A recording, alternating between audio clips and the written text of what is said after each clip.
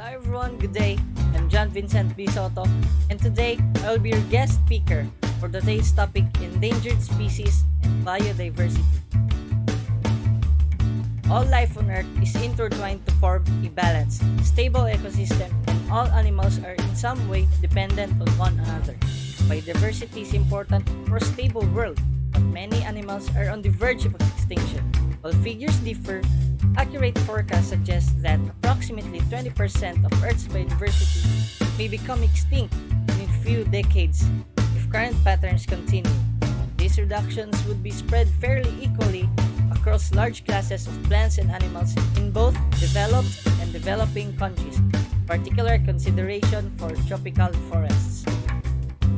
And we all know humans are harmful species. And if us fail to consider how our acts impact the world around us, we behave as if we are the only people living in the planet. We pollute and kill our environment with no care for the consequences of our decisions. The creatures who live in the wild are paying the price. Every day, another plant or animal is added to the list of endangered species. This is happening at a frightening pace. There are animals and plants on the verge of extinction as a result of man's ability to grow and conquer their surroundings. This is done today, they will not be there for future generations. This issue has been existing for hundreds of years. We have this dilemma today because of our stupidity, and we must now double our efforts to keep more animals and plants from becoming extinct.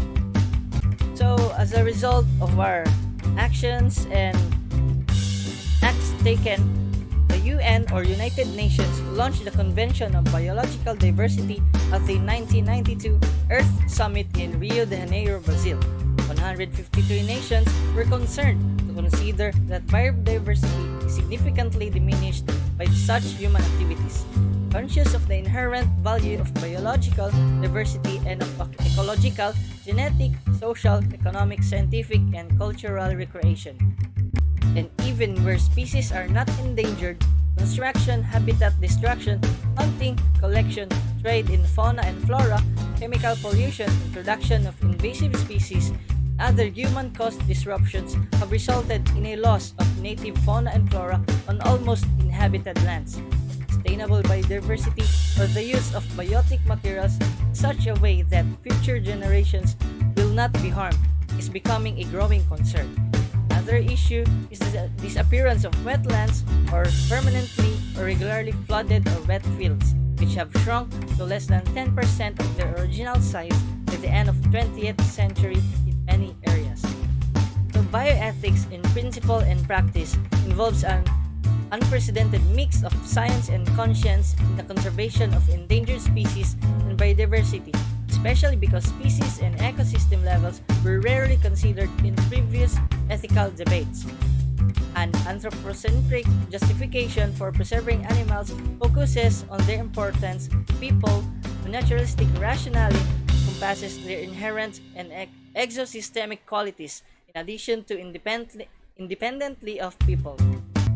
So, on the negative hand, while the extinction of a few species may have no immediate consequences, the extinction of many organisms jeopardizes the resilience and survival of the habitats on which humans depend. The risk grows as the biodiversity is depleted, setting in motion a downward spiral into serious problems. Many animals with little direct benefit to humans contribute to the ecology that keeps habitats balanced. On the plus side, there are fewer tangible advantages. Species that are too unique to play a part in habitats may have leisure and artistic appeal as well as religious significance for many people. Species can be fascinating.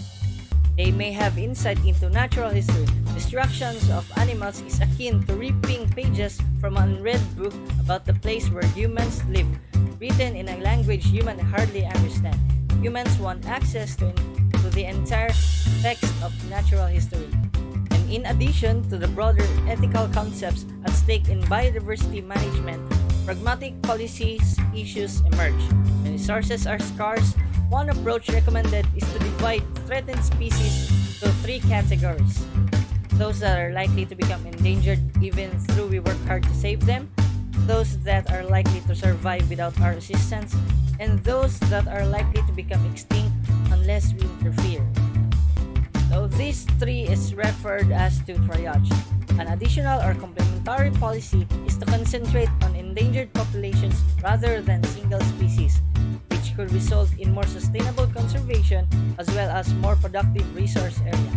Another tactic discourages claiming biodiversity as a natural property when considering protection in other countries in terms of international policy, since if biodiversity is humanity's shared heritage, both nations share responsibilities to conserve it. So that ends my little talk about endangered species and biodiversity. I hope you have learned something. So thank you for watching and listening. Have a nice day.